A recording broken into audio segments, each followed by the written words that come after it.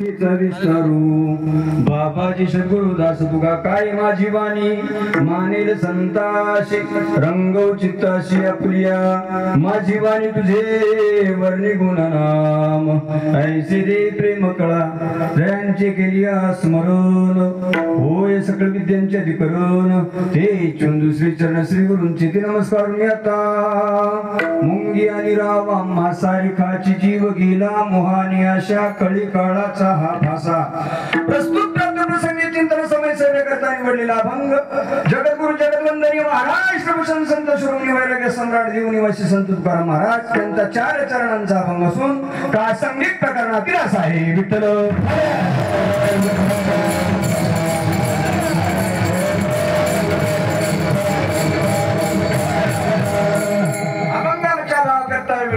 काही सेवेला पर्याय द्यायचा पासा आपल्या पुण्य पावनाशा मातृभूमी सुरेगाव या नगरीमध्ये प्रतिवर्षाप्रमाणे याही वर्षी दिव्य आणि भव्य स्वरूपाचा अखंड हरिनाम सप्ताह ग्रंथराज ज्ञानेश्वरी पारायण सोहळा आणि भागवत कथा अशा कार्यक्रमांचं आयोजन समस्त ग्रामस्थ मंडळीच्या वतीने या ठिकाणी आयोजित आणि त्यांच्यात मार्फत आज माझ्यासारख्या पामर्याला मिळालेली अल्पची सेवा. विठ्ठल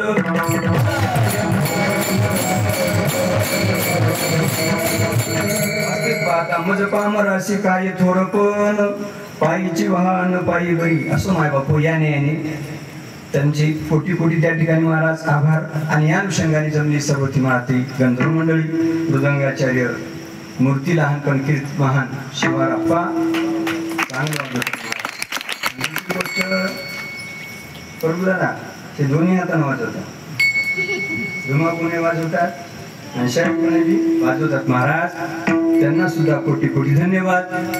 गानगंधर्व मंडळी आहेत महाराज आवाजाचे बादशाह म्हणले तर काय हरकत नाही. आमचे नागेश महाराज आमचे कामाजी महाराज आमचे देवाळेकर विलास महाराज माझे बंधू असणारे बालासाहेब महाराज आदी करून खाली बसलेली माझ्यापेक्षा वडील झाली वयोवृद्ध ज्ञानवृद्ध तपोवृद्ध मंडळी मग आमचे प्रभाकर महाराज असतील ते सुद्धा द्विधा आहेत. ते सुद्धा उत्कृष्ट मृदंगाचार्य आहेत आणि कीर्तनकार सुद्धा आहेत महाराज. त्यांनाही साष्टांग प्रणिपात. आमचे देवाळेकर मामा आहेत महाराजगावकर मामा आहेत आमचे असो सावरखेडकर मामा आहेत आदी करून सर्वच बसलेली आता माझ्यापेक्षा वयोवृद्ध ज्ञानवृद्ध तपोवृद्ध मंडळी आमच्या माता भगिनी सर्वांना साष्टांग प्रणिपात करून माझ्या सेवेला पूर्ण का प्रारंभ काही मनाने झाले.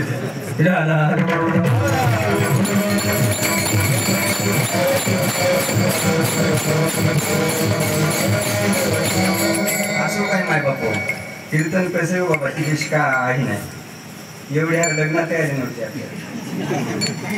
आता तुम्हाला तर माझ्यापेक्षा खूप वडील माझ्यापेक्षा तेव्हा हरच कशी होती तुम्हाला काही सांगायचं काम नाही. पाटील कशी हर होती ते हे का नाही वेगळा 4 होते महाराज. मग असो काही का असं महाराज सर्व गावकऱ्यांचं असणार त्या ठिकाणी प्रेम. मी तुम्हाला पहिल्या शब्दात सांगून गेलो माय बापू जीवन किती लागलो यापेक्षा जीवनात काय करून जोडलो याला महत्व आहे महाराज. जीवन अधिकार संपन्न असलं पाहिजे. ज्या महात्म्याचा अभंग आपण सेवा करता निवडला वास्तव दृष्टीने जर विचार केला तर त्या महात्म्याचा अधिकारही काही कमी नव्हता. भले तरी देऊ काशेची रंगोटी नाठाळाची माथा हानुकाठी. पण बघा त्या महात्म्याच्या अधिकाराच्या पलीकडे तुम्हाला सांगतो ज्या छत्रपती शिवरायांनी नजराना पाठवलं होता कुणा करता जगद्गुरु तुकोबाराय करता. सेवकाच्या हाताने पाठवलेला नजराना तुकोबाराय नाकारला नाही. शिवाजी महाराज काही कमी होते का? काशी की कराची अतिथी हे का नाही महाराज. एक शिवाजी नाही होता तो सबकी सुंदर होती ती. एवढे अधिकार संपन्न असणारे महाराज छत्रपती शिवाजी महाराज. पण त्या शिवाजी राजाचा नजराना नाकारण्याची हिंमत कोणात होती महाराज ती जगद्गुरु तुकोबारात होती. कारण का नजराना नाकारणे काही तेवढं महाराज त्या ठिकाणी सोपं नव्हतं. पण त्याला सर्व काही असणार त्या ठिकाणी ज्ञात होतं. किती जरी संपत्ती असली महाराज तर संपत्ती समाधान हे तुकाराम महाराजाला कळून सुरू होतं. विठ्ठल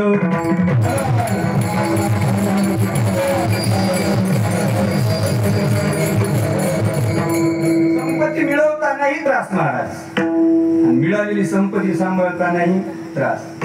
आता जाऊ द्या तुम्ही सर्वच महाराज ज्ञात मंडळी आहेत. काही वर्षापूर्वी हळदी वगैरे आपण विकत होतो महाराज मोंढ्यात नेतो मुंड्यातले द्यायच्यानंतर पैसे आपल्याला ताबडतोब देत होते का कसे देत होते? आरती ताबडतोब देत होती. मग तिथून आपण महाराज वाहनानं आपल्या घराला यायचो. मग घराला आल्याच्या नंतर त्यावेळेस ऑनलाईन कुठल्याही प्रकारची सुविधा नव्हती. कितीदाही मंडळी महाराज आपल्या पाठीमाग आली आपल्याला कळाली नाही, आपल्याला लुटलं त्यांनी, हे तेवढंच अशा प्रकारचं खरं. मग पैसा असल्यानंतर भीती आहे का नसल्यानंतर भीती आहे? असल्यानंतर भीती महाराज, नसल्यानंतर भीतीच नाही. विठ्ठल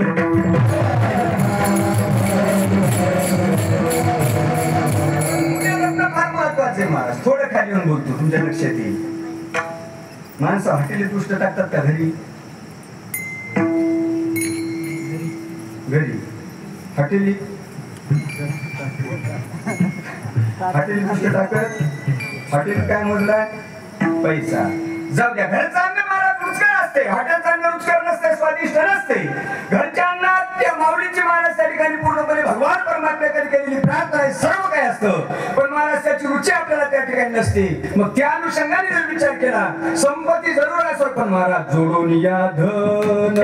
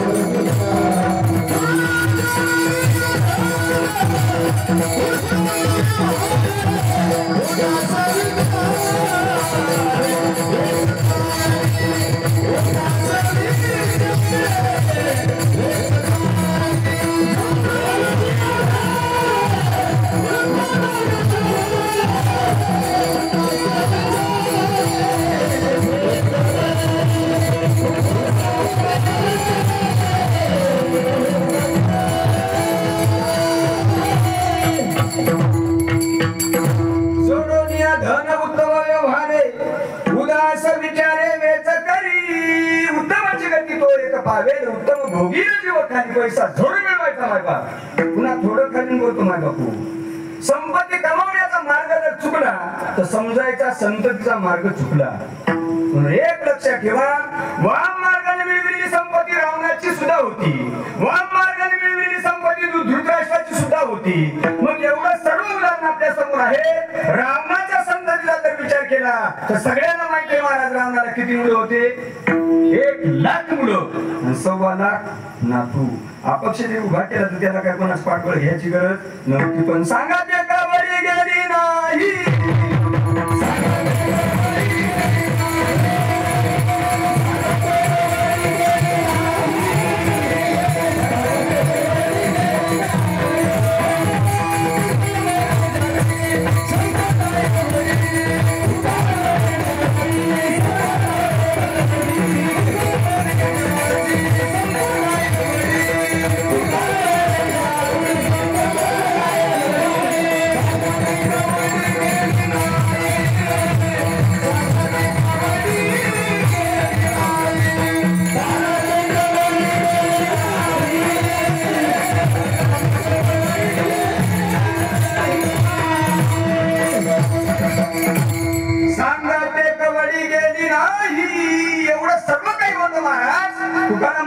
संपत्तीचं वर्णन सांगतात. लंकी माझी घरे किती दे ऐका, सांगत असे संख्या जैशी तैशी. कोटी लक्ष घरे काशाने तांब्याची, शुद्ध कंचनाची 7 कोटी. घरदार जर सोन्याचे काशाचे कशाचे कशाचे असतील तर मग आता शिक्के काय आपण कटल्याचे असतील का? तिथे शिक्के सुद्धा सोन्याचेच, बरोबर आहे. एवढं सर्व सोनं त्याच्या इथं होतं महाराज. नोहे रावणाचा नियम होता माय बापू. दररोज डोक्यात मुकुट घालायचा, पण कोणता घालायचा? नवाच घालायचा, जुना घालायचा. आणि आज मुकुट घातला की उद्या घालायचा. इकडे पाय एवढी पाय शाळेत वगैरे जातो का? नाही जात नाही म्हणते. छत्रपती हे का आपल्या कीर्तनात? वा वा, टाळी वाजता एकदा. रोजचा एक मुकुट घालतो माय बापू की रावण. आणि आज उद्या घालायचा नाही, उद्या घातलेला परवा घालायचा नाही. तू कोणाला नाही माहिती? नववीला. आता रावण रोजचा एक मुकुट घालत असत तर महिन्याचे किती घालायला? हप्त्याचे 15 दिवसाचे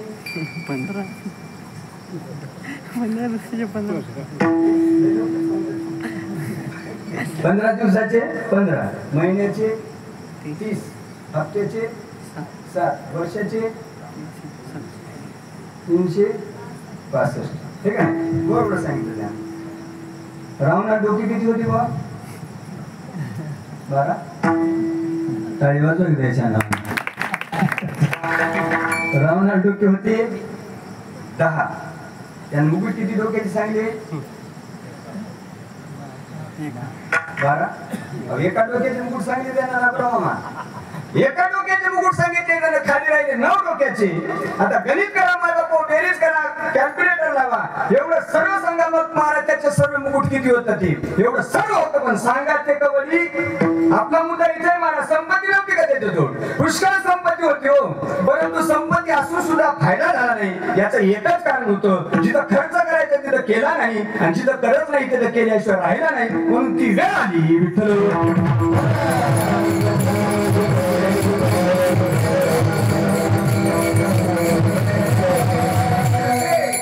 जगद्गुरु तुकोबाराची परिस्थिती सुधारावी नव्हे, महाराज श्रीमंत व्हावे आणि महाराजाला सर्व काही प्रतिकूल जो काळ आहे महाराजाच्या जीवनात अनुकूल काळ यावा आणि महाराज साम्राज्य निर्माण व्हावं, महाराजाची प्रगती व्हावी. या अनुषंगाने महाराज सेवक पाठवणारे कोण?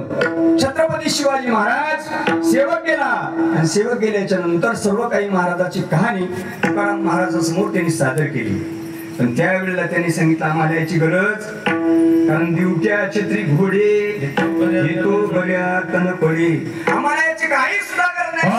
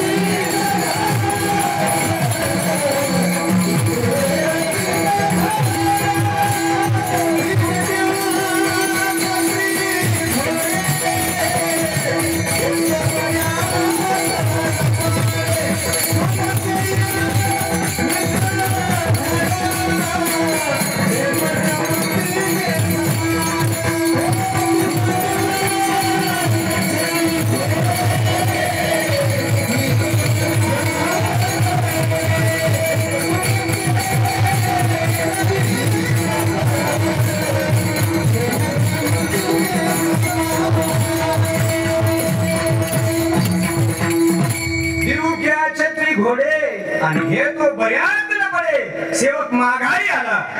माघारी आल्याच्या नंतर त्यांनी सर्व कहाणी तुकाराम महाराजाची शिवरायासमोर सादर केली.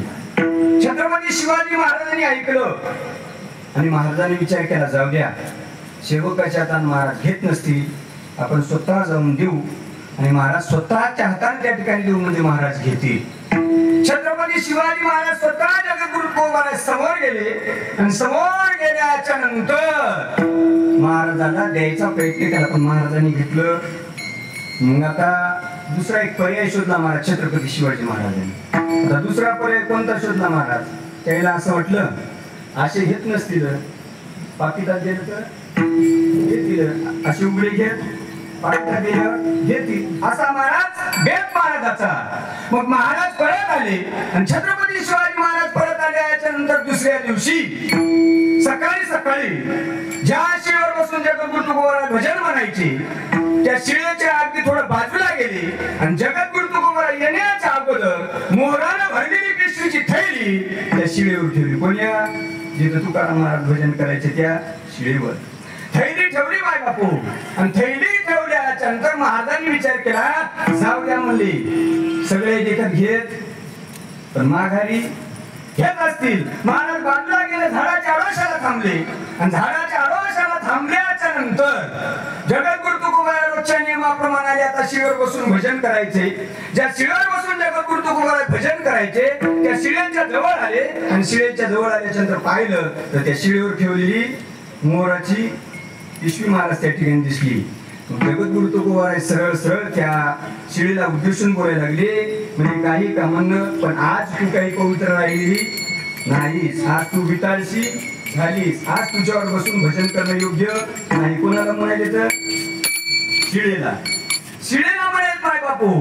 त्या शिळेला असं जगद्गुरु तुकोबाराय बोलले आणि बोलल्याच्या नंतर त्या शिळेनं काय केलं माय बाप, ती शिळा गडगडत गडगडत खाली आली, गंगेत गेली, गंगेतून महाराज पलटून वर आली आणि वर आल्याच्या नंतर जगद्गुरु तुकोबाराय ती शिळा सांगू लागली, महाराज मी पवित्र झाले, मी पवित्र झाले, मी पवित्र झाले. आणि त्यावेळेला जगद्गुरु तुकोबाराय बसले त्या कोण्या शिळेवर, ज्या शिळेवर मोराची थैली होती त्या शिळेवर. विठ्ठल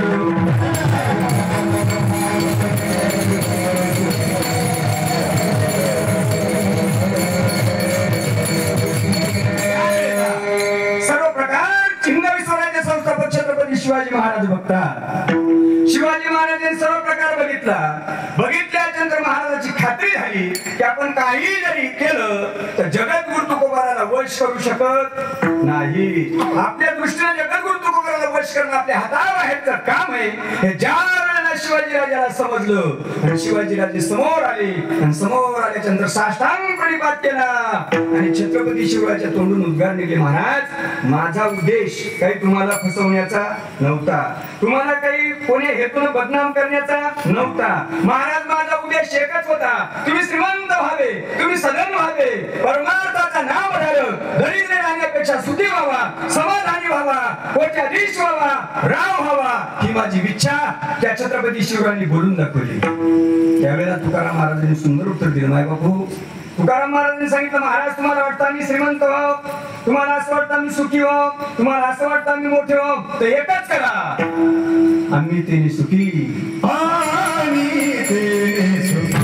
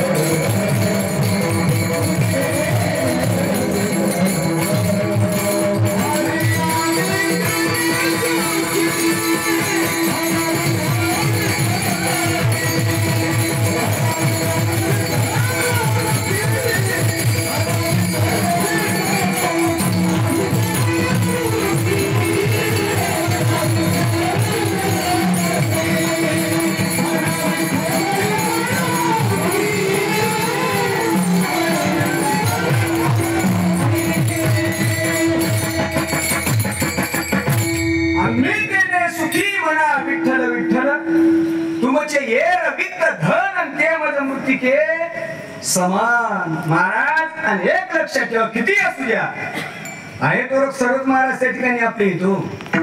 दिवाळीला जर ज्ञान केली तर बहीण सुद्धा महाराज फार सुंदर आपल्या भावाबद्दल बोलते. वाट चार वाट सरा काय पासी वाड्याला, सोन्याचं कुलू माझ्या बंधू राजाच्या वाड्याला. पण महाराज 2-4 दिवाळ्या होऊ द्या, भाऊ येऊच नाही महाराज न्यायला. मग गावातल्या बाया विचारतात, महाराज त्या बाई पण इकडे विचारतात, म्हणजे होय बाई तो भाऊ येणार नाही का, दिवाळी जायचं नाही का, दिवाळी 4 दिवसावर आली, भाऊ तिकून येणार आहे का, इकून जायचं आहे का. महाराज त्यावेळेला ती बाई मुके बस, भाऊ इकून येणार आहे का, तिकडे जायचं का, त्यात होता नव्हतं त्यातून खर्च झालं. कशामुळं, दिवाळीला नेलं नाही म्हणून. दिवाळीला गेल्याच्या नंतर 3 बहीण म्हणते महाराज सोन्याचं कुलूप माझ्या बंधुराजाच्या वाड्यात. आई कशा प्रकारची स्थिती आहे महाराज, एक लक्षात ठेवा. किती जीव तुम्हाला वाटत असं सर्व मंडळी आपल्याला जीव लावतात, अजिबात आपल्याला जीव लावत नाही.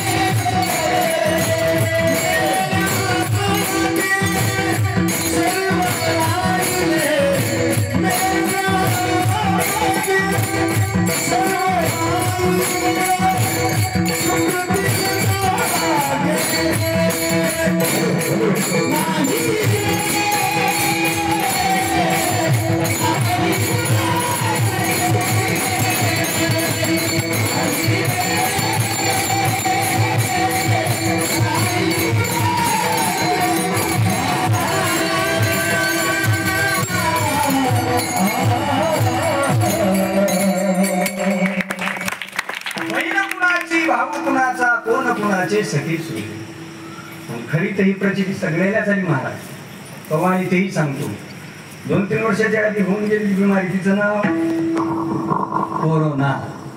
माणसं म्हणजे सगळं काही येऊ द्या पण कोरोना नको. पण बऱ्याच चांगल्या गोष्टी झाल्या पण आता कोरोना. लग्न जास्त झाले, चौकदार तुमच्या एक लागला कमी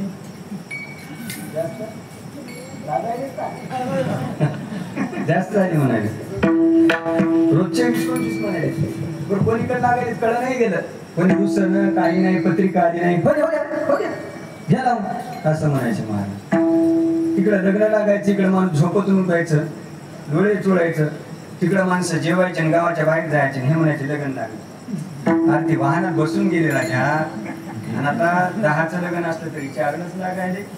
आणि तेव्हा पाटील 6चं लग्न बरोबर 6नच लागायचं. अजिबात मागं पुढं नाही. एक सांगा माय बाप, गोरगरिबासाठी आलेला कोरोनाचा काळ गोरगरिबाच्या लेकीसाठी चांगला झाला का वाईट झाला?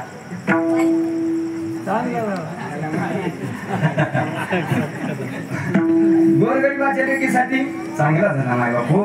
जे काही धामधूम केल्याच्या नंतर जो काही होणार आवडलेले खर्च आणि ते खर्च भेटण्याकरता जाणारे जे काही वर्ष 2-4 वर्ष त्याच्या जीवनात ते वाचले, याचा अर्थ त्याच्यासाठी तो काळ चांगला झाला माय बाप. मग कल्पना करा, बऱ्याच काही क्रिया चांगल्या घडल्या आणि बऱ्याच जीवनात अनुभव सुद्धा महाराज त्या ठिकाणी आले हो की कोण आपलं हे कोण फरक आहे बघा. कोरोनाच्या तपासणीसाठी दोघं नवरा बायको चालले महाराज परभणीला.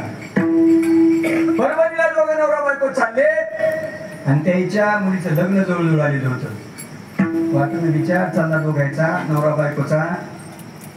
हे बघ म्हणजे ठकू, बायकोचं नाव आता बरं ठकू. इकडची गोष्ट नाही, तिकडची. ठकू नाव होतं महाराज याच्या मंडळीचं. अगं म्हणजे ठकू म्हणजे बोला आहे, आपल्या बाईचं लग्न आलं आता जवळजवळ. 15 दिवसावर लग्न आलंय, हे काय आपल्याला देवाने बिमारीने घेरलंय, कसं करावं लग्नाचं? मालकीन म्हणजे तुम्ही सांगायचं, मया ऐकायचं.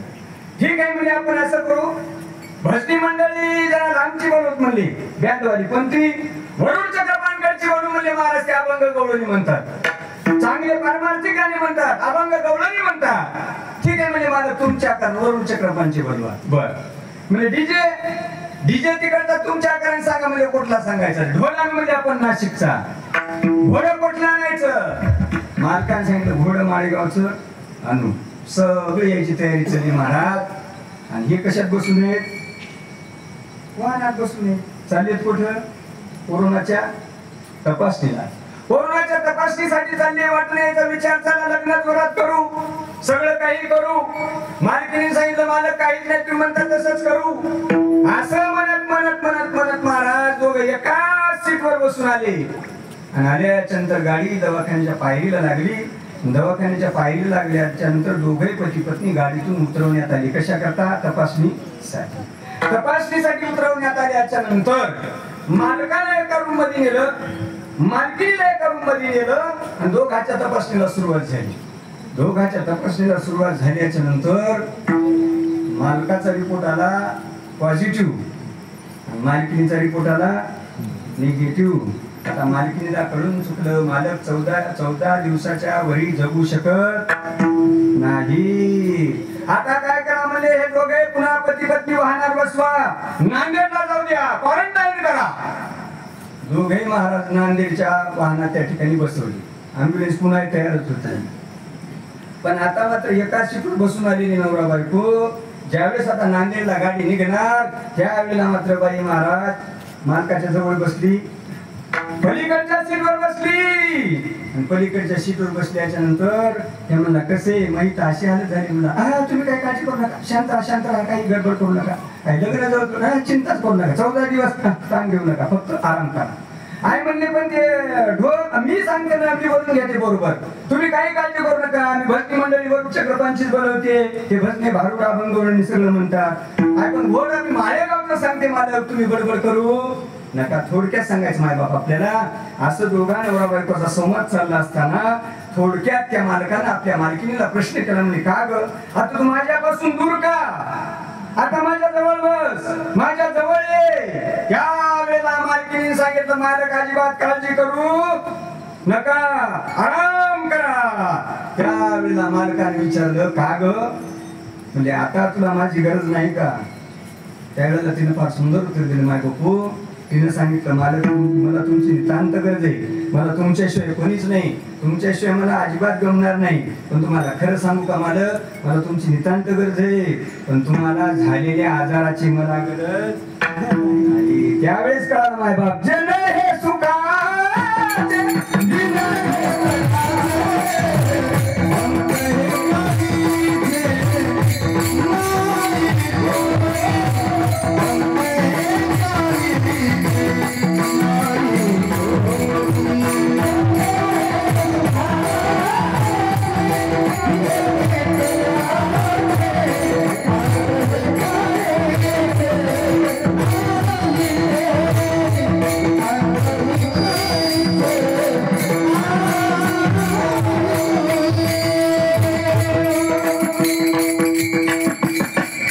हे सुखाचे दिल्या घेतल्याचे अंत हे काळीचे नाही कोणी, झाल्याही न शक्ती नाक डोळे गळती सांडून या पळती कांदा पुरी. ज्या वेळेला लक्षात आलं माय बाप की घराची जी मंडळी आहे ती केवळ आणि केवळ फक्त महाराज स्वार्थापुरती त्या ठिकाणी आहे. अहो फार बरोबर तो कार्यक्रम चालू असल्यानंतर पहा महाराज एवढी आलुकी राहती, एवढी आलुकी राहती. पण त्या कोरोनात अनुभव महाराज आता कोणालाही विचारा, महाराज जरी झाला दादा तर सकाळी वेगळंच कीर्तन करते, दुपारचं पुण्यतिथीचं करतयच, पुन्हा 4 ते 6 करतयच, पाटील 8:30 ते 10:30 हजरच होते महाराज. एवढे कार्यक्रम आहेत आता हे का नाही. आता शिवाय महाराज तुम्ही सुद्धा रिकामे, मी रिकामा, नागेश महाराज तुम्ही सुद्धा रिकामे नाही. आता सगळे पण त्या कोरोनात आम्हाला सगळे घरीच, महाराज घरी, गायक घरी, वाजवणार घरी, कीर्तनकार घरी आणि तुम्ही ऐकणारे. 11च्या पुढे चान्सच नाही ना सकाळच्या. दंडापाठी बसल्या की तिकडच चान्सच नाही महाराजांच्या पुढे घरीच. मग सगळी अशी या ठिकाणी परिस्थिती. एक महाराज पहिल्यांदा हेच कीर्तन करायचं रोज सकाळ दुपार संध्याकाळ 3-3 4-4 कीर्तन. बाईला वाटलं महिना झाली घरीच आहे, काय तारीख लागतात का? त्यात काय तारीखच लागेल विचार महाराज. ती पुन्हा बसलं ती बसलं कुणाला बसत नसतं. सकाळी उठलं की अंगणात याचं खुर्ची टाकायची, हे आण ते आण, चहा कर, असं कर तसं कर, हे कर ते कर. बाई कर तरी महाराज. बाईने एका दिवशी हातात घेतला झाडू, झाडून काढत काढत काढत काढत काढत निघाली. त्याच्याकडे पाहून बोललं महाराजांनी विचार केला,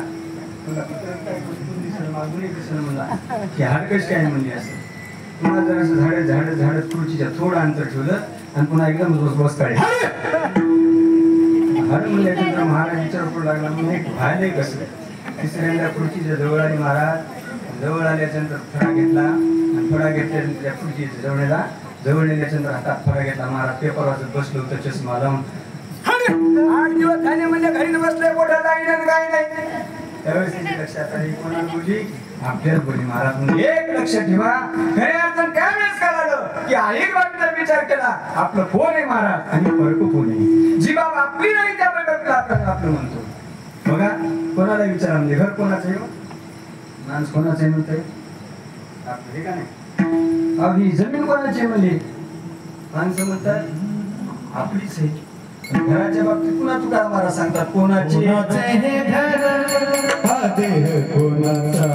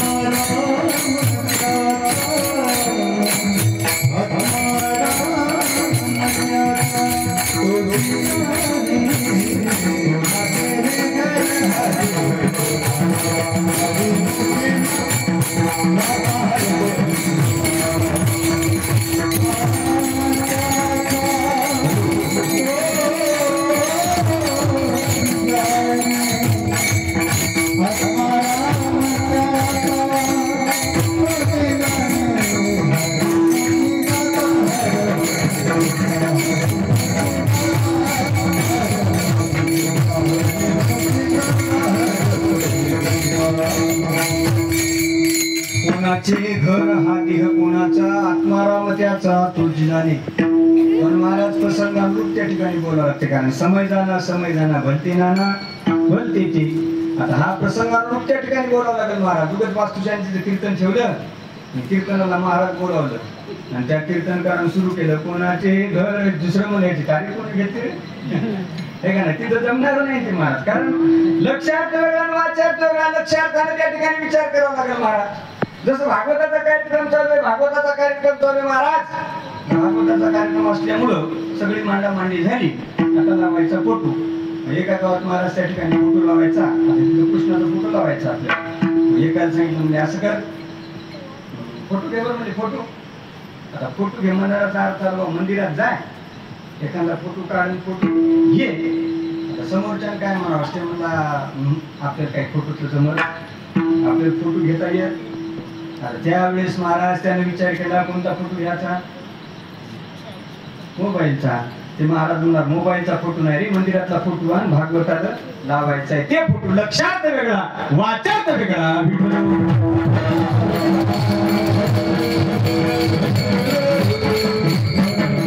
बघा दुसरा मुद्दा घ्या महाराज. मार्गाने सांगितलं म्हणजे वरचा मधला चांगल्या प्रकारे साफसफाई कर, सगळं झाडून घे, टोपल्यात भर आणि टोपल्यात भरून माणूस पाहून कचरा टाक. त्याने सगळा कचरा गोळा केला, टोपल्यात भरला. टोपल्यात भरल्यानंतर बाहेर आला. आता खाली कचरा टाकायचा, पण त्याच्या लक्षात आलं मालक काय म्हणला त्याला, माणूस पाहून कचरा टाक. आता महाराज ते कचरा घेऊन उभं राहिलं, टोपलं डोक्यावरून घेऊन उभं राहिलं आणि महाराज मालकाचे शब्द लक्षात आले. मालकाने सांगितलं कचरा घे टोपल्यात घरून माणूस पाहून टाक. माणसं जाईल महाराज त्या रस्त्याने. त्याने विचार केला, थोडा वेळ थांबलेलं बरं, कारण मालकाने सांगितलंय कचरा घे टोपल्यात घर माणूस पाहून टाक. आता उभं राहिलं महाराज, टोपले घेऊन माणसं जाईल. तर नंतर वर्दळ सुरू झाली. एकाच्या बरोबर महाराज जवळजवळ येऊ दिलं. टोपलं उचललं आणि तिच्या डोक्यावर कचरा टाकून दिला. आता सांगा मालकाने काय शाबासकी दिली असेल का? अहो ते गेलं महाराज मालकापाशी गेल्यानंतर तक्रार केली.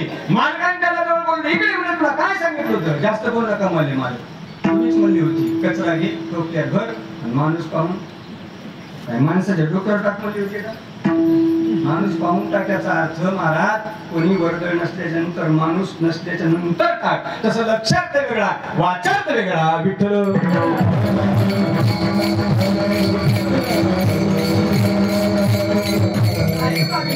काहीच अशा प्रकारचं त्या ठिकाणी नको. ठीक आहे महाराज निघाले तिथून. पण त्यावेळेला पुन्हा तुकोबारांनी सांगितलं, महाराज तुम्हाला कदाचित माझ्या बोलण्याबद्दल काही राग आला असेल, मला क्षमा करा.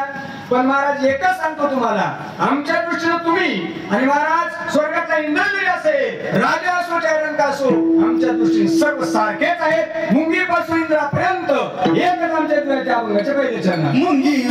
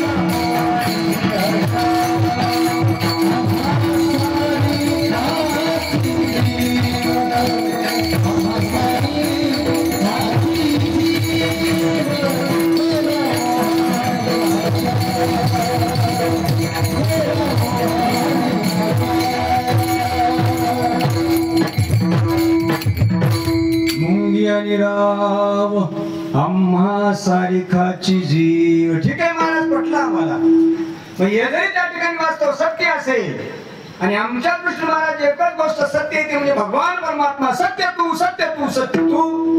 बाकीच्या गोष्टीचा जर विचार केला कदाचित ते आपल्यासाठी आहे, पण महाराज काही कालापुरते आहेत, मर्यादित आहे. मिळालेली संपत्ती, मिळालेलं घर, मिळालेलं शरीर, 3.5 हाताचा बंगला हा केवळ काही काळापुरता आहे. महाराजांचं आयुष्य मानव देह शतगणिले ते अर्धरात्र खाय मध्ये बालतो पिडा रोग क्षय काय भजनाशी उरले ते पाहेगा. काय त्या ब्रह्मांड आहे भगवान परमात्म्याचे यंत्रणा सर्व सगळे पार्ट बरोबर जिथल्या तिथं लावले. काही कोणती वायरिंग भ्रष्ट नाही ना कोणतं काही नाही. पुन्हा हे फिक्स कोणाचा नाही, यायचा गेला तर आल्याशिवाय राहत नाही. आणि आपला एकदा गेल्यावर येत नाही, गेला की तिकडेच गेला महाराज. एक लक्षात ठेव, काय त्या प्रमाणे भगवान परमात्म्याची यंत्रणा. पण ज्या वेळेला आपण विचार करू त्यावेळेस आपल्या जवळून वेळ गेली असेल. विठ्ठल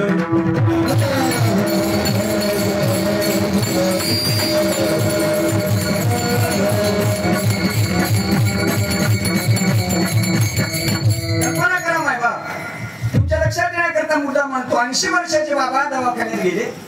दवाखान्यात गेल्याच्या नंतर 8 दिवस डॉक्टरने ठेवून घेतलं. आणि ठेवून घेतल्याच्या नंतर डॉक्टरने सांगितलं 8व्या दिवशी तुम्हाला आता 12 वाजता डिस्चार्ज म्हणजे तुम्हाला सुट्टी. ठीक आहे म्हणजे काय हरकत नाही बाबा. 12 वाजता बिल वगैरे तयार केलं. बिल तयार केल्याच्या नंतर बाबाजी जवळ आणून दिलं. आणि बाबाजीनं बिलाचा कागद पाहिल्याच्या नंतर बाबाच्या डोळ्यात पाणी आलं. बाबा रडायला लागले. डॉक्टर साहेबांनी विचारलं तुम्ही बिल पाहिल्याच्या नंतर रडता, तुमच्याकडे एवढे पैसे नाहीत का? बिल कमी करू का? बिल जास्त वाटतंय का? मग त्यावेळेला त्या बाबांनी सांगितलं हे बघा म्हणजे 8 दिवस तुम्ही जे काही ठेवलं त्या मनाने बिल काही जास्त नाही. 8 दिवसाचं बिल झालं होतं महाराज, त्याच 8 लाख रुपये. म्हणजे काय रोज पडला? किती पडला?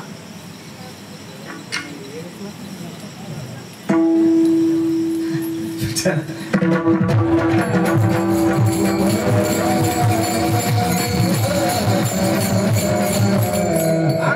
रुपये बिल झालं माझं बापू.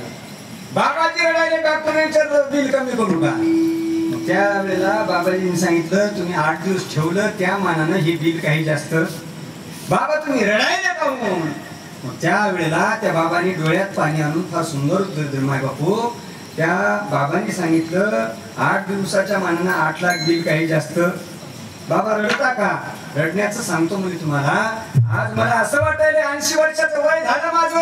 80 वर्षाचं वय झालं. तुम्ही 8 दिवस मला ठेवून घेतलं. 8 दिवसाचे 8 लाख काढले. पण महाराज ज्या ब्रह्मांडे भगवान परमात्म्याने मला 80 वर्ष सांभाळलं मी कधी विचारच केला नाही. महाराज काय बिल निघल महाराज काय होईल याचा कधी विचार केला नाही. आज मला कळायला लागले तुम्ही गेल्याच्या नंतर काय होणार आहे महाराज. मारिती झोडती निष्ठुर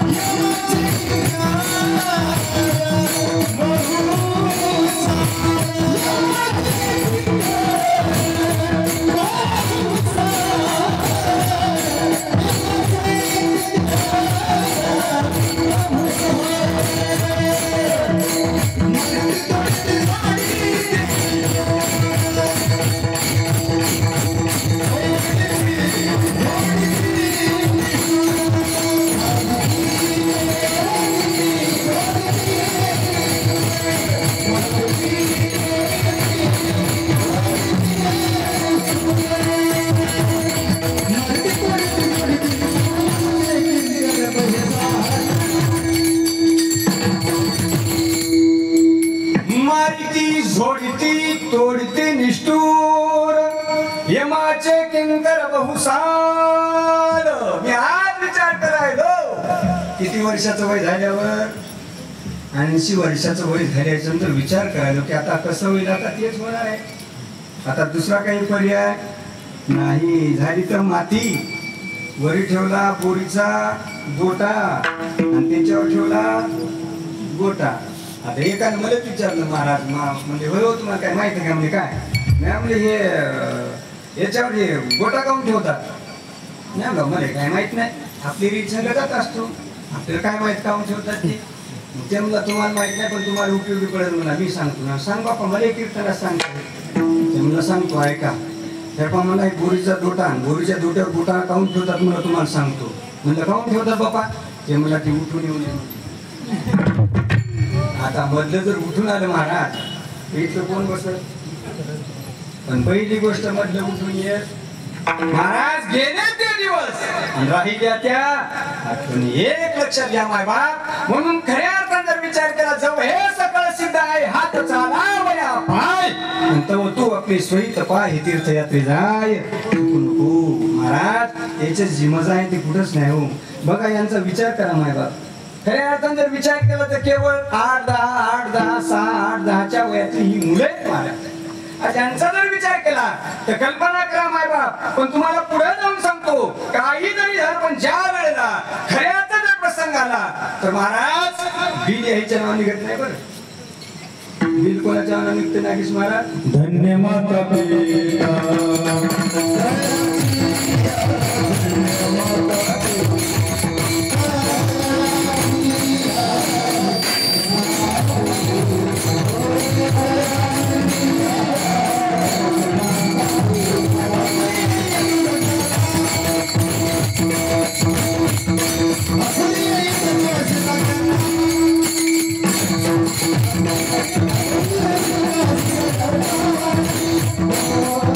Oh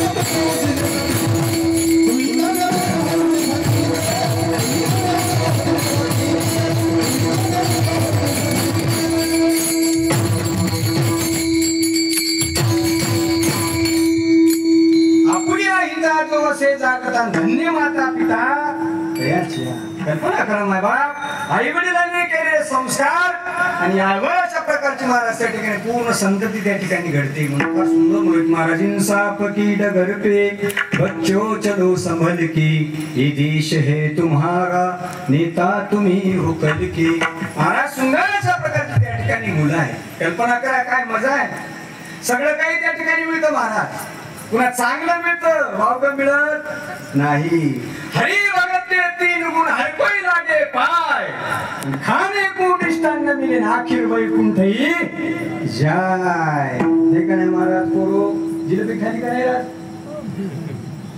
जिलेबी का चकती पा जिलेबी खाली म्हणायची महाराज हे का नाही जिलेबी खाली मग एक लक्षात घ्या चांगलं चांगलं कल्पना करा महाराज एक जर विचार केला मनुष्य जवळची जेवढी सोय करत नाही पाटील तेवढी महाराज जायची भजण्याची केल्याशिवाय राहत नाहीत महाराज हे काय आमच्या पद्धत आहे का अजिबात नाही हो आमचं काय खरे बापू तुमच्यावर घेतो तुमचं काय नाव आहे जरा जोरात सांगा जगन्नाथराव तुमच्या बापाचं नाव सकाराम सकारामच्या बापाचं नाव विठोबा विठोबाच्या बापाचं नाव झालं का लय लवकर आठवतो तुम्ही हे का ना महाराज हा आपला परिचय पण आता ज्या महात्म्याचा अभंग आपण निवडला ज्या छत्रपती शिवरायाचा संदर्भ आपण वापरला आणि काही संत महात्मे आहेत आपण यांचा संदर्भ वापरला आणि त्यांच्या संदर्भावर आपण बोललो हे बोला म्हणण्यासाठी त्यांनी काय आपलं मार्गदर्शन केलं आपल्याला त्यांनी येऊन सांगितलं बरं जाऊ दे आपण त्यांचं नामकरण घेऊ आपल्या पुढची पिढी घेईल का नाही जरूर घेणार महाराज किती वर्ष होऊ द्या हो राहिल्या त्या की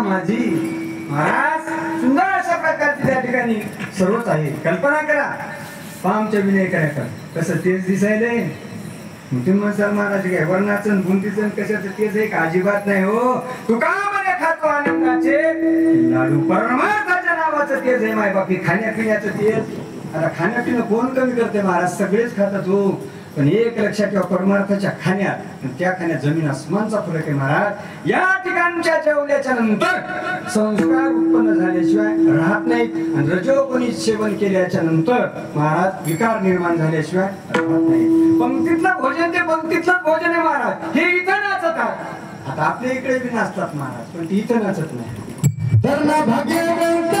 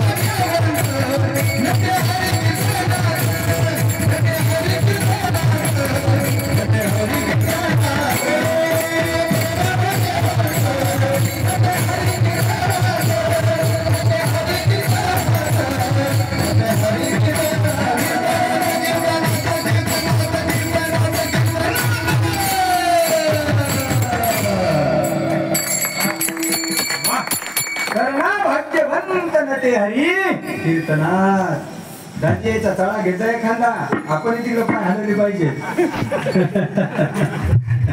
असं महाराज एक लक्षात ठेवा, फार मजा आहे. कल्पना करा या ठिकाणी जी मजा आहे ती कुठेच नाही हो. बाकीच्या ठिकाणी मजा आहे महाराज, पण थोडी मजा आहे, बाकी सजा आहे. कल्पना करा, सुरुवात गोड होते त्याला प्रपंच म्हणतात आणि शेवट गोड होतो त्याला परमार्थ म्हणतात.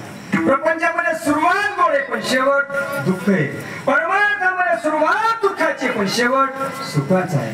परमार्थामध्ये अवस्थेला किंमत आणि प्रपंचात व्यवस्थेला किंमत. काय म्हणजे राव, पाटलाच्या इथे गेलो, पाटलानं काही चहा पाजला, आता त्यानं पोळ्याचं जेव घातला, जो पोळ्या जेवला त्याच्या इथं, भजे खाले, सगळं खाल्लं, कुरड्या खाल्ल्या, चक खाल्लं, मला पापड चक खाल्ली, पण कशावर नाराज झाला माणूस, फक्त चहा.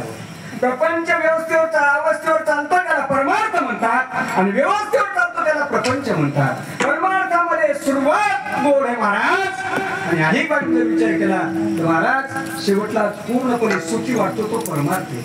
प्रपंच सुरुवात गोड आहे हो. जसं जसं वय होईल महाराज तसं तसं नाही. कोणी म्हणतं बायकोच म्हणते महाराज तुम्हाला तर किती सांगा म्हणजे काही अक्कलच नाही. अक्कल नाही म्हणल्याच्या नंतर ते महाराज थांबत का तिथं, ते म्हणलं नका चहा पाणी जाऊ द्या जातो.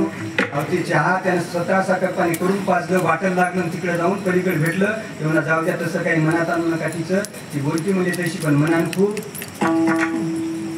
मोकळी. आता काय राजा तुझी ताकद काढली राहिली मनाची.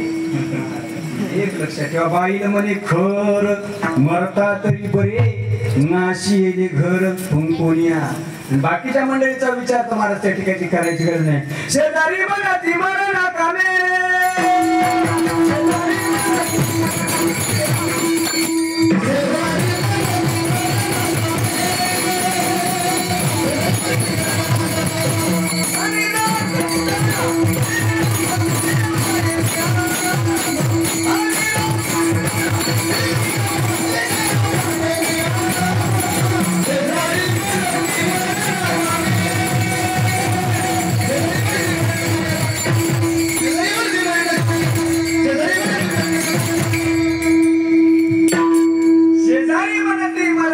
मेला आणि कंटाळा ही आहे प्रपंचाची महाराज पूर्ण परिस्थिती. पण परमार्थाच्या स्थितीचा जर विचार केला अवकाशाची तुम्हाला कोणाच आपल्याला म्हणू द्या हो, पण मायबाप तुम्ही जर चांगलं वागले, परमार्थ केला, संत संग केला, आई वडिलाची सेवा केली, नामचिंतन केलं तर तुम्हाला भगवान परमात्मा आपलं म्हणल्याशिवाय राहणार नाही. तुझी चिंता त्याशी सर्व आहे. त्यानं चिंता घ्यायला पाहिजे महाराज. बाकीची मंडळी तुमची चिंता करतात त्याचं एकच कारण तुम्ही त्यांच्यासाठी काहीतरी करता म्हणून ते तुमची चिंता करतात. मग 3.5 हाताचा पुतळा ब्रह्माने भगवान परमात्म्याने निर्माण केला, मग त्यालाही पुढे वाटत असेल की मी निर्माण केलेला जीव याने प्रपंच करत परमार्थ करावा असं वाटत असेल तर देवाचं चुकतंय का? अजिबात नाही महाराज, देवाचा अजिबात चुकत नाही. इकडे स्वार्थ आहे आणि तिकडे सुद्धा स्वार्थ आहे महाराज. मग आई बाबा जर विचार केला, दोन्ही स्थितीचा विचार करा, पण परमार्थाची स्थिती अलौकिक आहे. विठ्ठल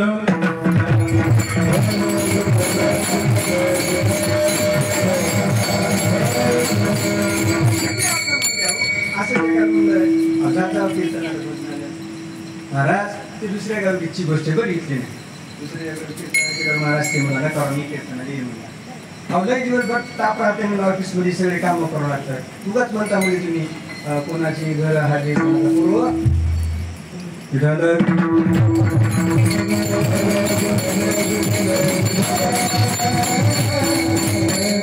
काही सांगता म्हणजे तुम्ही नाही कोणाचे कोणी आमचे सगळेच म्हणजे बर तुम्ही काय करता म्हणजे ते म्हणजे क्लर्क आहे क्लर्क. बर असं मी घरी जाईपर्यंत माझी पत्नी माझ्याशिवाय जेवतच नाही म्हणजे माझी वाट पाहते. अजिबात म्हणजे आपल्याला सोडून जेवत नाही, आपल्याला सोडून राहत नाही. काय म्हणजे क्लर्क आहेत का तुम्ही म्हणजे हो बर नाही हो म्हणणार तुम्हाला वाटत असं पण तसं नाही अजिबात नाही म्हणजे सगळे आपलेच. बर काही हरकत नाही महाराज. मग एक करा, मालकाने सांगितलं उद्या फक्त एकच करा. सकाळी ऑफिसला जाताना मालकीला सांगा माझी वाट पाहू नको, मला यायला वेळ होईल आणि तुझं तू जेवून घे एवढंच म्हणा. पाठीमागून जा आणि वरीच तारसावर बसा म्हणजे आणि बरोबर 5 वाजता खाली उतरा. ठीक आहे म्हणजे काय हरकत नाही. ते क्लर्क दुसऱ्या दिवशी महाराज उठले, स्नान वगैरे झालं, मंडळीला सांगितलं म्हणजे संध्याकाळी मला यायला वेळ होईल, तुझं तू जेवून घे, माझी वाट बघू नको, कारण मला काय किती वेळ होईल काही सांगता येत नाही. मालकीने सुरू केलं, नका नका नका लवकर या, तुमच्याशिवाय मला गमत नाही हो, मी कशी एकटी राहू, मी कशी जेव हो, तुम्ही लवकर या हो. असं म्हणलं महाराष्ट्र मागून गेलं, खरंच तासावर जाऊन बसलं. आता ती गेलं घरून 9 वाजता, बाईनं पाहिलं 9:30 वाजली होती. मला मालकाला जाऊन अर्धा तास झाला गेला. बाई उठली, महाराज आतमध्ये गेली. गेल्याच्यानंतर पाटीला घेतलं, त्याला कुठं कुठं भगवून म्हणतात, इकडे काय म्हणतात, पाटीला घेतलं महाराज. अर्धा किलो भात घेतला आणि गॅसवर शिजवायला ठेवला. ते वरून पाहायला म्हणलं, बापा बापा काही राहणार म्हणला तर ते महाराज म्हणला, तेच खरंय महाराज म्हणला. हा अर्धा किलो भात मस्त भगवण्यात टाकला महाराज. भात शिजायला हे वरून पाहायला भात खाल्ला अर्धा किलोचा. वाजले महाराज 10 वाजल्यानंतर बाहेर आली. बाहेर आल्यानंतर थोडा वेळ बसली, 12 वाजले. तेवढ्यात महाराज उसवायला जाऊ लागले. ऊस ऊस ऊस ऊस ऊस. बाईनं पाहिलं महाराज, ओ उसवाल्याला इकडे म्हणे, कसे दिले ऊस म्हणे, रुपयाचे 4 ऊस. आणि इकडं बापा हे वरच बसलेलं म्हणाले, काही राहते मला. नेमका भात खाल्ला ना, उसही खाल्ली महाराज. तिने उसही घेतली, उसही खाल्ली. 1 वाजल्यानंतर पुन्हा महाराज पेढे पेढे पेढे पेढे पेढे पेढे असं म्हणत जाऊ लागले. मी पाहिलं, कुठले पेढे म्हणजे सरमकुंडी फाट्यावरचे. कसे दिले म्हणजे 20 रुपये किलो. आणि पाव किलो, पाव किलो पेढे बी खाल्ले महाराज. 5 तर वाजले नाही, 4:45 वाजले. ते बळच उतरलं, थोडं लांबून आलं. ठरलेलं रस्त्यानं बाईनं पाहिलं, आता 5 वाजायची वेळ आली, आता मालक येण्याचा टाइम झाला. बाई बाहेर आल्या, पाण्याचा तांब्या घेऊन बसल्या. मालक तिकून आल्याच्यानंतर मालकानं पाहिलं, बाई तिथं बसली. बाईचा जर पाण्याचा तांब्या रोजच्या नियमाप्रमाणे बाईने सांगितलं, घ्या पाणी. म्हणलं गो पाणी. हा कशी काय कचेरीची मात, तांदळाचा 10 किलो भात. महाराज बाईने विचार केला, मालक आज असं काऊन बोलायले. मग त्यावेळेस पुन्हा बाईने सांगितले, होय हो अशी काऊन धासपूस, रुपयाचे 4 ऊस. म्हणजे का हो असे का वाढे वेडे, पाव किलो पेढे. महाराज त्यावेळेला बाईच्या लक्षात आलं, आपण जे जे दिवसात खाल्लंय ते मालकाला कळालं. भात खाल्लेला बी कळाला, पेढे खाल्लेले कळाले, ऊस खाल्लेला कळाला. त्याच्यामुळे मालक असं बोलायले. बाईच्या लक्षात आलं. महाराज मग बाई त्या वेळेला बोलायला लागली, का हो म्हणले, तुम्ही असं त्या ठिकाणी बोलता, हे सगळं तुम्हाला कसं कळलं. आई ते म्हणला, मला सोडून तुला कसं गिळलं. महाराज त्यावेळेस तिचं लक्षात आलं की ही जी मंडळी आहे ती आपली नाही.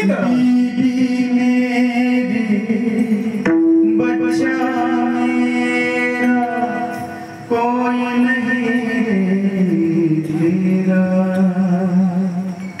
बस एक ना हरि बोल गाली, हो जाएगा तेरा पार.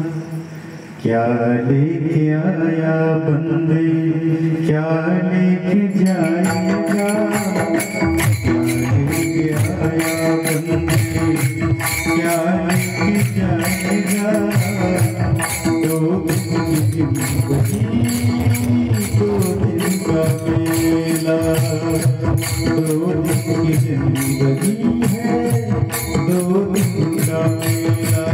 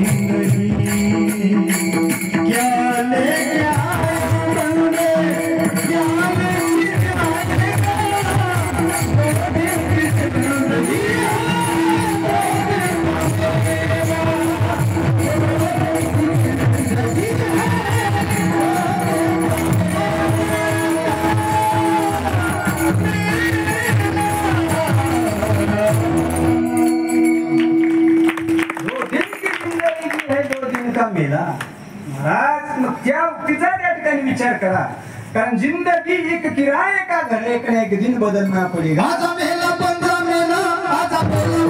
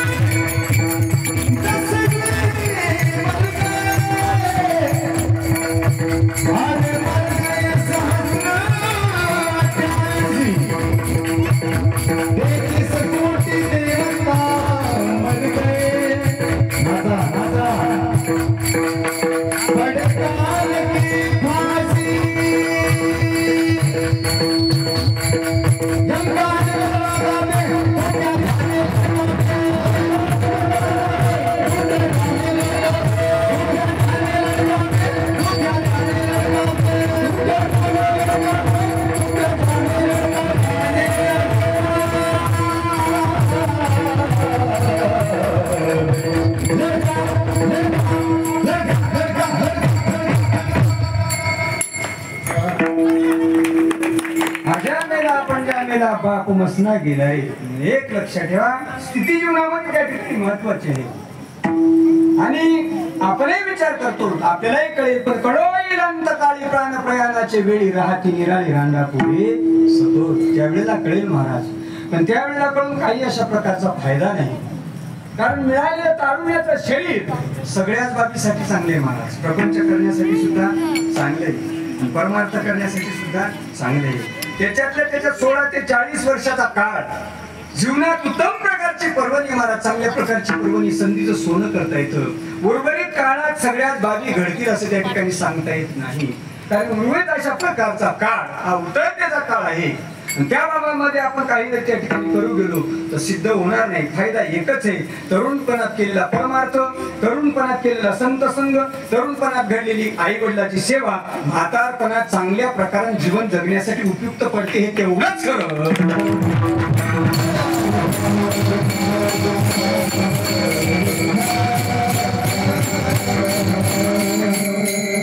सर्व केलेलं वाया जात नाही मायबाप. पुन्हा महाराजाचं प्रमाण आहे, येथे कोणाचे काय बा गेले ज्याचे त्याने नाही ते केले. कारण कर्म तेरे अच्छे तो किस्मत तेरी दासी है, आणि नियत तेरी अच्छे तो घर में मथुरा काशी. कल्पना करा, कधीच कोणाला दोष द्यायचा नाही मायबाप. आपलं चांगलं झालं तरी जास्त आनंद मानायचा, आणि दरिद्री जरी आली तरी जास्त दुःख मानायचं. एकाच राण्याच्या दोन बाजू आहेत मायबाप, सुख आणि दुःख. कल्पना करा मायबाप, चिरकाल सुखही मिळणार नाही आणि चिरकाल दुःखही मिळणार नाही. सुख दुःख मिश्रित जे चालतं त्याला प्रपंच म्हणतात मायबाप. आणि एक लक्षात घ्या, सर्वांच्या जीवनामध्ये सुख आणि दुःख मिश्रित जीवनाची एक लढाई आहे मायबाप. या लढाईमध्ये कोणी जिंकतो, कोणी हारतो, पण जो हार न मानता पुढे जातो तोच खरा यशस्वी योद्धा ठरतो महाराज. एक लक्षात घ्या की काही अशा प्रकारे म्हणून मिळवलं किती याही पेक्षा टिकलं किती याला अनन्य साधारण अशा प्रकारचं महत्व आहे. आणि त्या बाबीचा जर विचार केला त्याच्यामध्ये मला 7 पाश पडतात. आशापाश, मोहपाश, द्रव्यपाश, पत्नीपाश, स्वजनपाश, धारापाश, अहमपाश. 7 पाश आहेत महाराज. 7 पाशाच्या पलीकडे गेल्याच्या नंतर दिसतो तो भगवान परमात्मा विठ्ठल.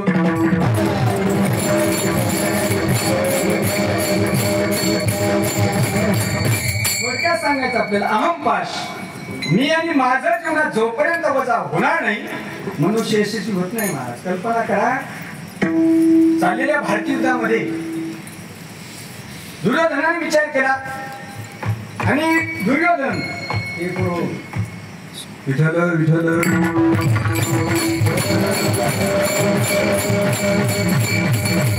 भगवान कृष्ण परमात्मा परमात्माकडे गेली आणि गेल्याच्यानंतर भगवान परमात्मा निधिसले होते, झोपलेली होती मायबाप. दुर्योधन गेला आणि देवाच्या उशाकडून बसला. काही वेळानंतर अर्जुन गेला आणि अर्जुन गेल्याच्यानंतर देवाच्या पायाकडून बसला. झोपून उठल्याच्या नंतर माणसाची नजर पायाकडे जाते का डोक्याकडे? पायाकडे जाते. पायाकडून कोण बसला होता? अर्जुन बसला होता. अर्जुन बसल्यानंतर देवाने विचारलं मी केव्हा आला? उशाकडचा म्हणला मी आलो. त्यावेळेस भगवंतांनी सांगितलं इथं यायचं असेल तर मी आणि माझं काढून यायचं, मी घेऊन सोबत यायचं नाही. जाऊ द्या म्हणजे बोला काय काम आहे तुमचं? त्यावेळेला उशाकडच्यानं सांगायला सुरुवात केली म्हणजे हे बघा 18 दिवस चालणारं भारतीय युद्ध आहे महाराज, तुमच्यावर नारायणी सैन्य आहे. मग महाराज मला तुमची नितांत गरज आहे. त्यावेळेस भगवंतांनी सांगितले एकीकडून मी आणि एकीकडून नारायणी सैन्य, तुम्हाला काय पाहिजे सांगा. याने विचार केला कृष्णाने येऊन काय फायदा?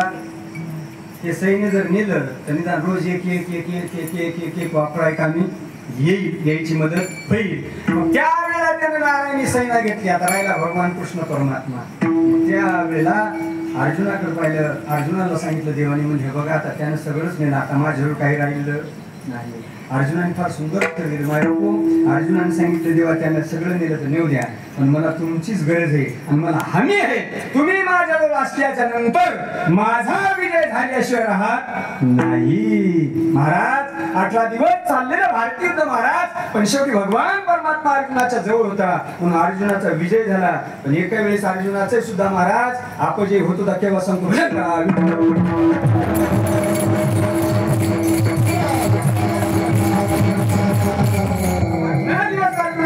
जवळ होता देव. विजय अर्जुनाचा झाला. पण ज्या वेळेला सगळं संपल्यानंतर माघारी निघाल्याच्या नंतर दररोज असा नियम होता भगवान परमात्मा खाली उतरायची. महाराज अर्जुनाला खाली उतरून घ्यायचे. आता आज मात्र रथ निघाल्याच्या नंतर देवाने सांगितलं म्हणजे अर्जुना उतरा. त्यावेळेला अर्जुनाने सांगितलं देवा म्हणजे असं नाही, रोजच्या सारखं होऊ द्या, आधी तुम्ही उतरा नंतर मला उतरून घ्या.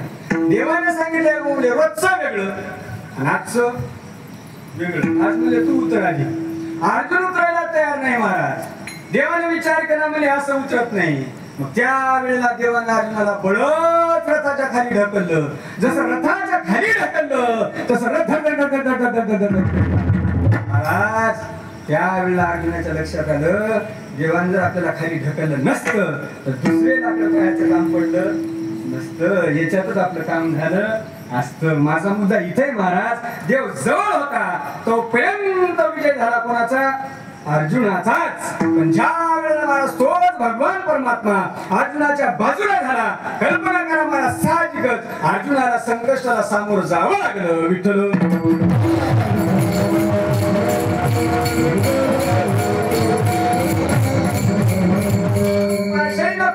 आता मनोपास घ्या महाराज. गाडगे बाबाचं कीर्तन चालू आणि गाडगे बाबाचं कीर्तन चालू असताना चालू कीर्तनात गाडगे बाबाचं कीर्तन रंगात आलं आणि कीर्तन रंगात आल्याच्या नंतर गावातून एक माणूस हातात चिठ्ठी घेऊन आला. गाडगे बाबा कीर्तन करतात, तो माणूस चिठ्ठी घेऊन आला. गाडगे बाबाच्या हातात चिठ्ठी दिली. गाडगे बाबांनी कीर्तनाला व्यत्यय न येऊ देता हळू चिठ्ठी उघडली, चिठ्ठी पाहिली, चिठ्ठीतला मजकूर वाचला. चिठ्ठीत असं लिहिलं होतं बाबा लवकरात लवकर कीर्तन संपवा, तुमचा एकुलता एक मुलगा वारला. चिठ्ठी वाचवली बाबांनी. वाचवल्याच्या नंतर कीर्तन बंद नाही केलं, कीर्तनात व्यत्यय नाही आणला, चिठ्ठी तशीच खिशात ठेवली. पण बाबा सहज बोलून गेले महाराज. काय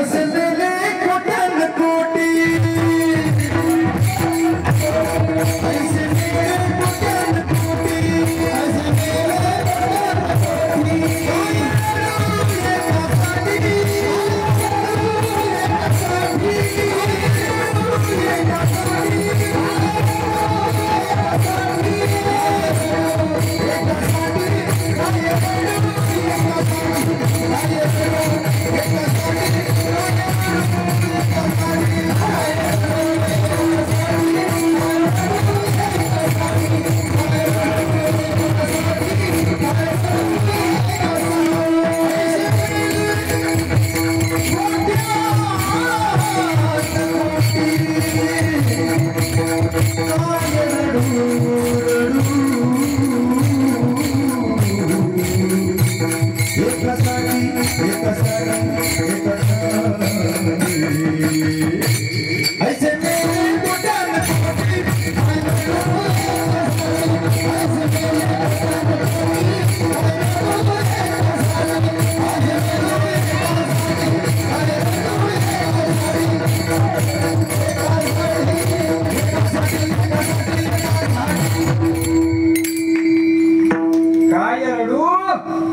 एकासाठी महाराज मग साहजिकच विचार केला तर 2 पाय संपले महाराज. आपला अहम पाय संपला, मम्मू पाय संपला, पुत्र पाशही संपला महाराज.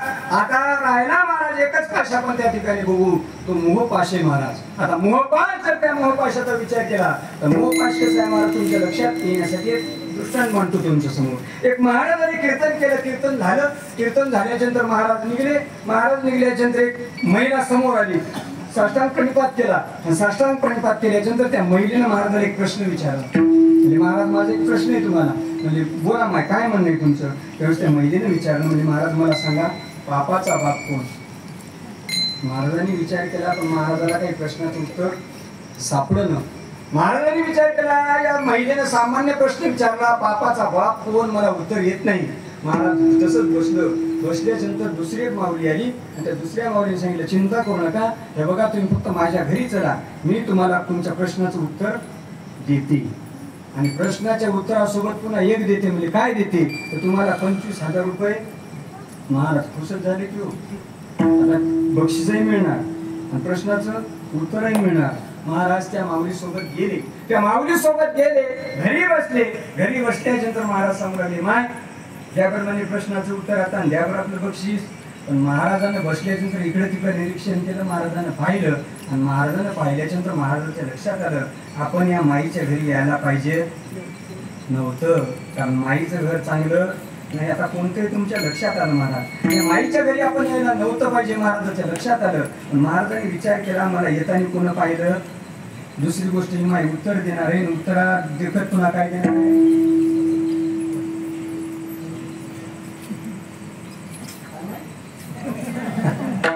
किती हजार देणार आहे तो? 25,000 मी तुमच्याकडून घेईन, बरोबर सांगा. 25,000 रुपये मिळणार आहेत महाराज. ज्या वेळेला ते महाराज बसलं आणि ते म्हणलं, जाऊ द्या सांगा माई म्हणे लवकर.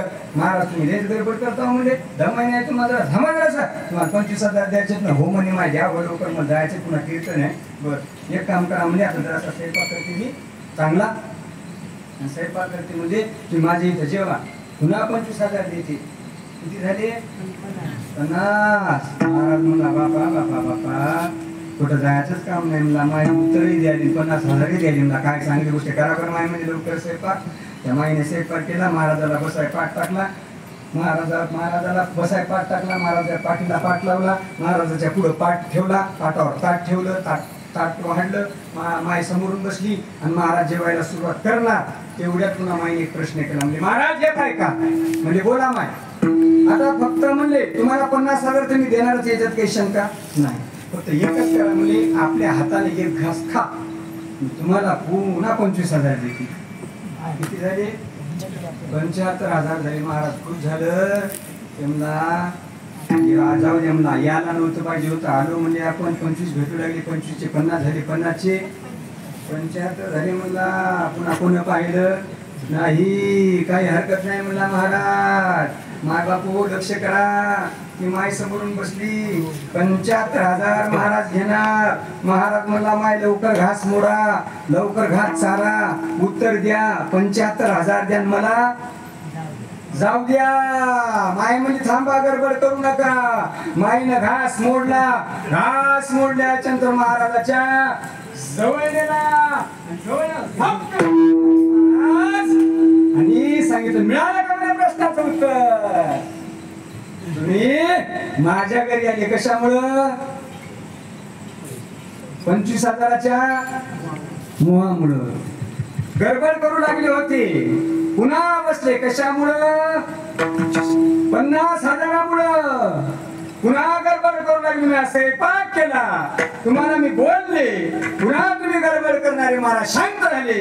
पुन्हा तुम्ही अर्धा तास वेळ घातला कशामुळं? 75,000मुळं. कळालं का बापाचा बाप कोण? लोभ. विठ्ठल.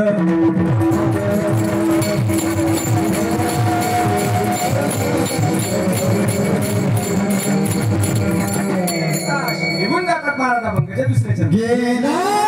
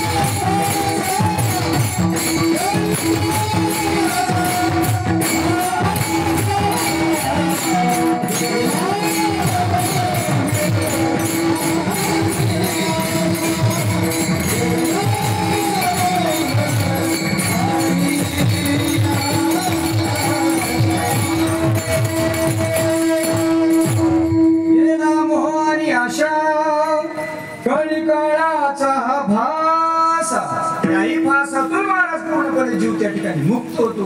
पण आई बाबीने विचार केला रूप त्या ठिकाणी चढावं लागेल. महाराज आजकाल खूप अनुकूल आहे. प्रतिकूल काळ अजिबात नाही महाराज. सगळं काही त्या ठिकाणी असे हातात सगळ्या गोष्टीत महाराज कल्पना काका हे अशा प्रकारचे काही जुना काळ पहिल्या महाराज बिचाऱ्या मावल्या दिगीनच उठायच्या. दिगीनं उठल्याच्या नंतर जिकडं तिकडं महाराज त्या ठिकाणी गर्दी व्हायची. शेण पाहायला जायचं, घरी यायचं, सारवायचं हे का नाही महाराज. पाणी आणायचं, बोरचं का शेंदूर आणायचं. शेंदूर महाराज सकाळी सकाळी माया उठायच्या 4 वाजता उठायच्या. फ्रेश वातावरण वाटायचं. घरी यायच्या, सारवायच्या, पाणी आणायच्या. किती व्यायाम व्हायचा त्याचा. बापा बापा बापा द्यायच्या व्यायामाला थोडाच नाही हो. आणि आता आमची माय दवाखान्यात जाती. डॉक्टर म्हणते मा ही गोळी सकाळी अर्धी घे, दुपारून अर्धी घे, संध्याकाळी 1 घे आणि सकाळी 5 वाजता उठत जाईन रोडनं. आताच्या माईला डॉक्टर हे सांगायला. आणि पहिल्यांदा महाराज मायाला काही चढायची गरज नव्हती. माय बिगीनच उठायची, पाणी आणायची हे का नाही महाराज. तिच्या शरीराचा भरपूर व्यायाम व्हायचा महाराज.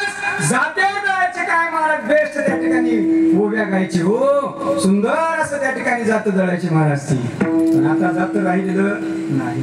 कारण जात्याचा विशेष नाही वेगळा आहे हो. जाऊ द्या बरं मामी सांगा बरं. जात एका जागी राहते का पळत राहते. जात पळतय बर. पळी एका जागी राहते का पळती. पळी पळी पळती. जाते एका जागी राहते का पळते.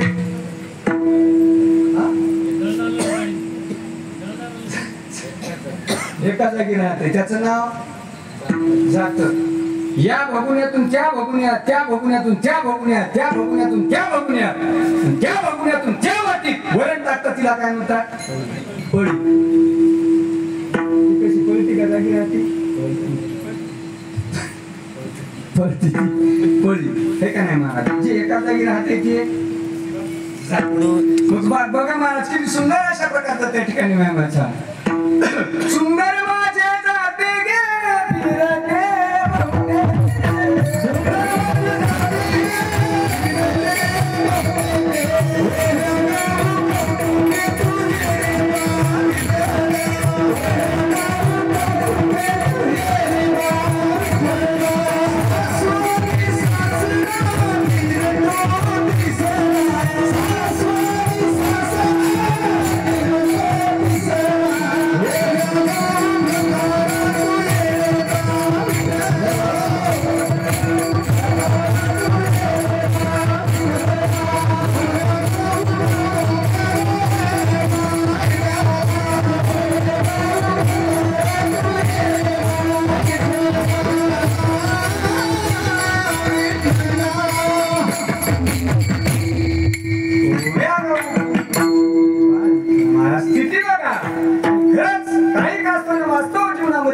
प्रेमही पुष्कळ होतं. मित्रत्वाचं नातं त्यांनी अशा प्रकारचं त्या ठिकाणी साकारलं. जो भगवान कृष्ण परमात्माचा मित्र बनला त्याने आता सुरदामासारखा मित्रच नाही महाराज. 18 दारिद्र्यात जीवन जगलं. कधी दोष दिला नाही. त्याला मित्र म्हणतात महाराज. मित्रच कसा पाहिजे हो.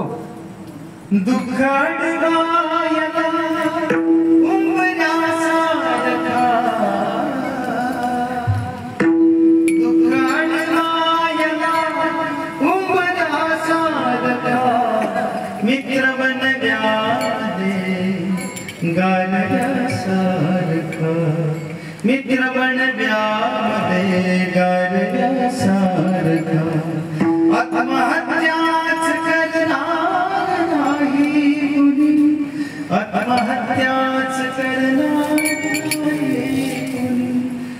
मित्र असे जवळ जर मनासारखा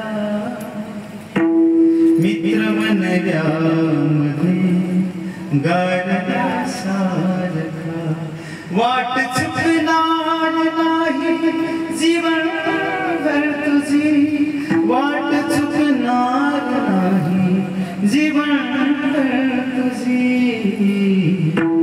दुःखात मायना दुःखात मायना उंबऱ्यासारखा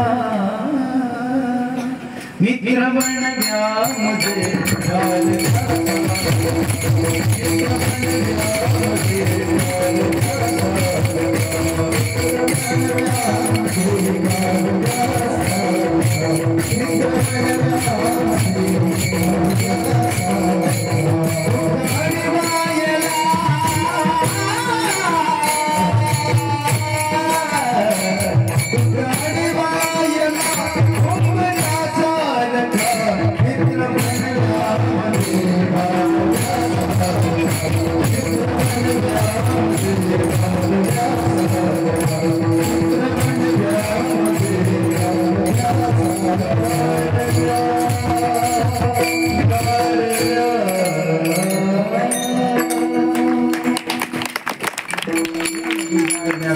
महाराज असा तो सुदामा पण कल्पना करा तोही सुदामा दरिद्री का बनला महाराज ती पाठीमागं थोडी त्या ठिकाणी भूमिका आहे तिघही ज्या वेळेला मोळे आणण्याकरता निघालीत महाराज आईनं सहज आश्रमातून सांगितलं सोसायटीचा वारा सुटला म्हणजे पाणी येण्याची शक्यता आहे सडकन ओलं आहे मुलं बाहेरून येतील स्वयंपाक राहिला ती माय मनातल्या मनात बोलून गेली महाराज यांना अर्थार्थी म्हणली नाही पण ज्या वेळेला हे तिघांना ऐकलं कृष्ण बलराम सुदामा तिघांना मोळ्या काढल्या आणि महाराज ज्या वेळेला वापस निघाल्यानंतर येता येता वारा सुटला पाणी सुरू झालं पाणी सुरू झाल्याच्या नंतर महाराज तिघांनी 3 मोळ्या काढल्या आडोशाला थांबाव्या उद्देशानं एका झाडाखाली भगवान परमात्मा बलराम थांबले आणि एका झाडाखाली सुदामा थांबला सुदामा थांबल्याच्या नंतर सुदामाला भूक सहन होत नव्हती सुदामा जो 2 फुटाने होती माझा बापू 2 फुटाण्यापैकी 1 फुटाणा काढला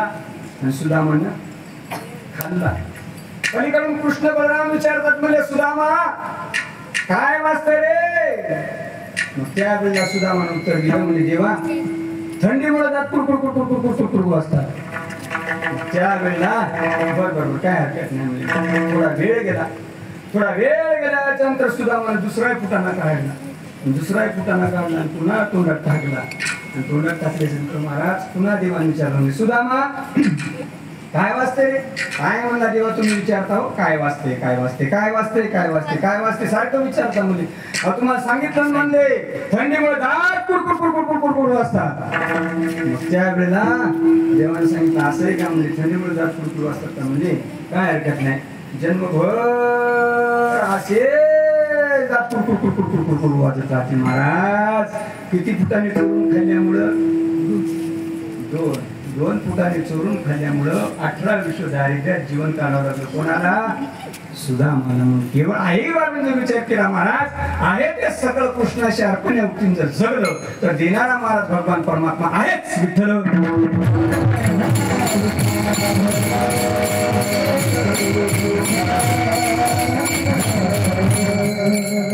शक्य महाराज काहीच नाही मग संपत्ती किती असू द्या हे सर्व आम्हाला महाराज दोन्ही समान आहेत आम्हाला मातीसारखे अभंगाचे 3रे